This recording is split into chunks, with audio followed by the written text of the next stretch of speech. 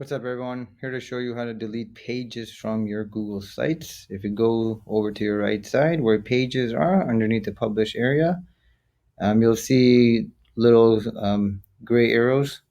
Those are scroll down menus for sub pages. So if you take a look, the page will open up.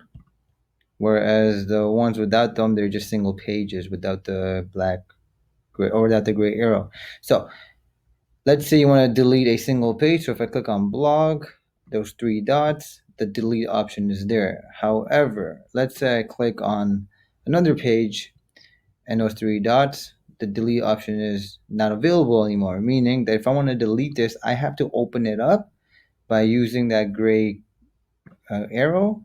Go to that sub page. Now you see that delete option is there. I'll delete that sub page first, and then I can click on those three dots again, and then delete option is there again to delete that main page. So if you have sub pages in the main page, you have to click on it in order to delete the sub page, and then you can delete the main page. And that is how you delete pages from your Google Sites. Hope you enjoy. Stay tuned for more.